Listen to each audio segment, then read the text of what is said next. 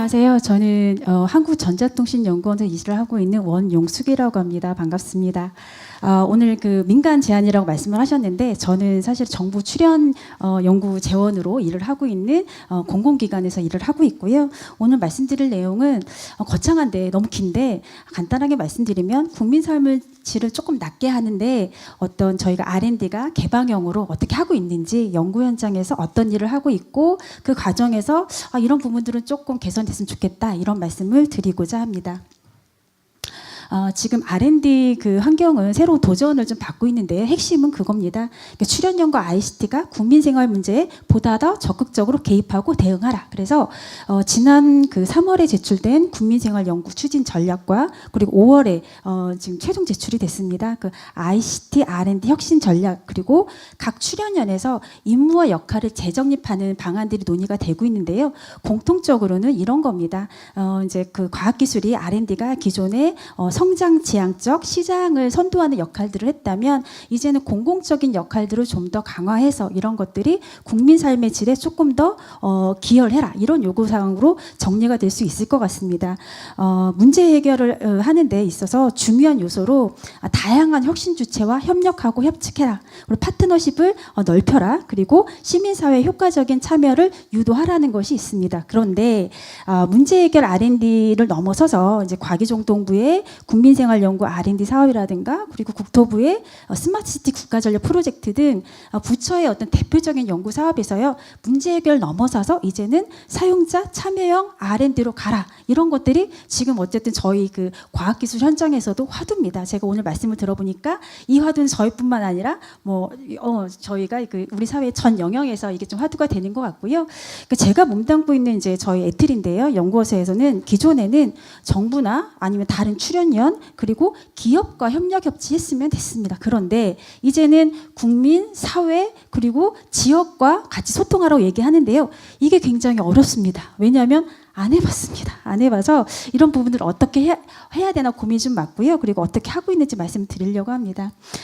이제 어쨌든 현장과 사회를 강조하는 사회 주도형 사용자 중심 모델로 혁신 구조가 좀 변화되고 있고요. 이런 변화들은 연구 현장에서도 많은 변화를 야기하고 있습니다. 기존의 R&D가요, 굉장히 문제를 찾아가는 문제와 답이 어려워요. 그런데 경로는 좀 단순했습니다. 복잡하고 어렵지만 그 답을 찾아가는 것들은 단순했는데 우리가 지금 직면한 이런 R&D 환경들은 문제를 찾는 과정부터 너무 다양한 방법들이 존재를 하고요. 그리고 R&D 수행하는 전 과정에 다양한 이해 주체에 있는 분들이 들어오십니다. 그래서 조정하고 조율하고 그리고 R&D 기술 개발 성과뿐만 아니라 여기에서 법적, 문화적, 제도적 요인까지 고려해야 되는 굉장히 얽히고 설켰다. 그래서 굉장히 컴플렉스한 문제다. 그래서 연구 현장이 좀 어렵습니다. 그래서 지금까지는 단선적인 어떤 R&D 그리고 협업이 다 안 된다고 하시는데 저희도 참 안 됩니다. 다른 이제 옆에 있는 과제에서 무슨 일을 하는지 잘 모르거든요. 그리고 굉장히 기술 중심, 공급자 중심입니다. 그래서 이런 부분들을 바꾸지 않으면 어렵겠다. 어떻게 바꿀 것인가? 방법은 여러 가지가 있을 텐데 오늘 말씀드린 거는 좀 개방형으로 시민들이 들어오고 사용자들이 들어오고 그렇다면 개방형 R&D로 환경을 좀 조성을 하면 달라지지 않을까 이런 고민들을 하고 있고요. 그래서 협력 네트워크를 강화하고 다양한 영역 간에 조율 조정하자. 이해관계자 참여 확대하자. 그리고 기술 수요와 그 어떤 저희가 축적된 기술을 연결시키면서 어떤 기술 활용성을 높이고자 하고 있습니다. 그런데 쉽지 않죠. 어떻게 하고 있느냐 말씀드리겠습니다. 저희가 아시겠지만 어떤 개방형 어떤 실험을 하는데 가장 중요한 건 저는 신뢰라고 생각을 합니다. 그래서 신뢰와 협력을 기반으로 한 활동들을 저희 진행을 하고 있고요.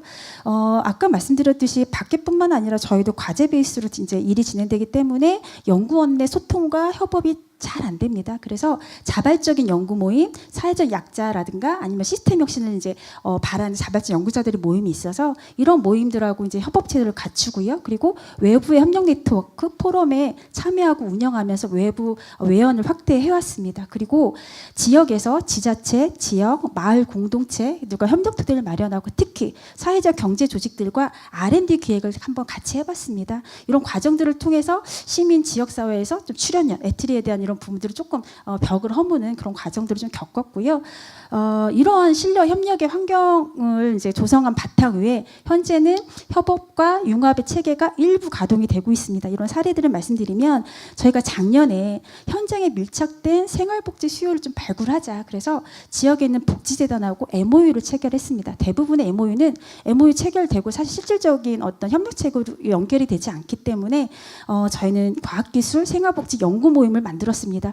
양쪽 영역 안에 사용하는 언어도 다르고요. 그리고 어떤 학문적인 이런 부분들 들어가면 더 어렵습니다. 그래서 연구 모임을 저희 내부에서는 기술 상용화, 대내 협력, 시민 참여 영역, 정책, 그리고 적정 기술 파트가 들어와 있고요. 복지 영역에서는 지자체 어떤 공무원분들 그리고 복지 연구 개발 그리고 지역에 있는 종합사회복지관에서 일하시는 분들 같이 들어와서 이 모임을 계속 운영을 해왔습니다.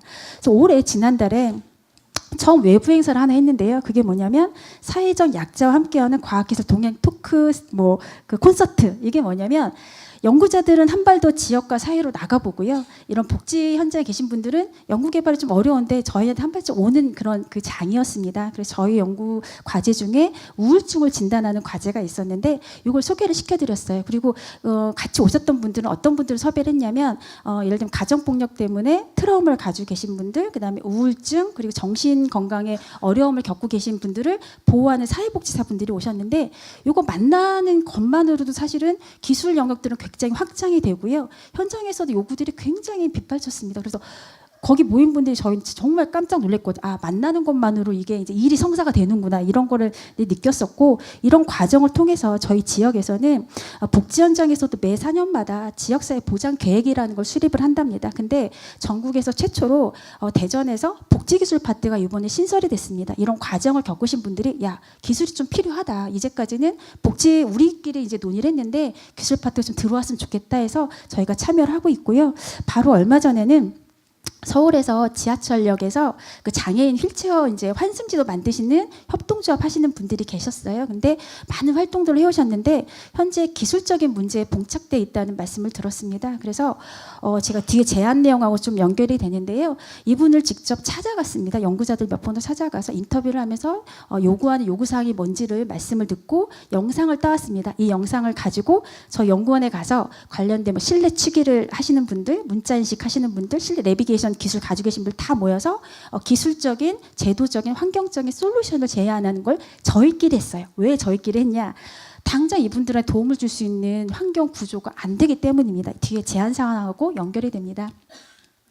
저희는 그 프로젝트에 기반한 그 시스템이 PBS라고 하는데요. 각 과제에 다 인발부가 되어 있어서 포션이 없어요. 어떤 이제 요구가 오면 다른 과제에 갈 수가 없어요.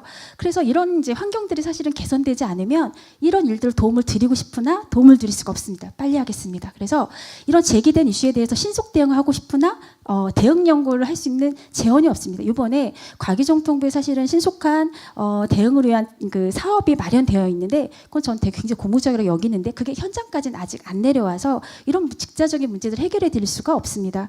그리고 전문가 중심의 폐쇄적인 R&D 문화가 개선이 되어야 되는데 이거는 뭐 캠페인으로 되는 게 아니고요. 연구자들에게 동기부여 되어야 하고 성과 확산 통해서 어떤 동기부여가 될 때만이 가능하다고 보고요. 마지막으로 사실 개방형 R&D 핵심은 시민들 그리고 다양한 이해관계자들이 R&D 환경으로 들어오셔야 돼요. 일을 해야 되는데 참여 활동에 대해서 간단하게 저는 오늘 이 자리에 와서 사실은 뭐 사인을 했어요. 오늘 뭐 자문비 주신다고 해서 갈 겁니다. 근데 제가 시민들을 모을 때는 드릴 수가 없어요. 왜냐하면 저희 규정상 전문기관, 공공기관, 민간기관 뭔가 직책이 있고 뭐가 있어야 자문비를 드릴 수 있단 말이죠. 정말 고생하셔서 이분들의 어떤 노하우를 저희가 듣는데 뭐 1, 2만 원짜리 문화상품권 정도 드리는 게 정말 민망합니다. 그런 부분들을 개선이 될 때 사소하지만 개선이 되어야 된다고 보고요.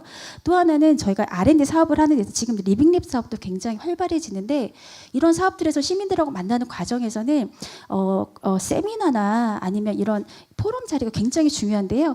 이런 그 비목이 포함된 연구사업비 비중이 굉장히 낮아요. 10% 미만으로만 되어 있기 때문에 이 부분들이 개선되지 않으면 이렇게 말로만 개방의 R&D가 되지 않으니까 사소한 문제부터 좀 풀어주십사 하는 바람을 마지막으로 드립니다. 감사합니다.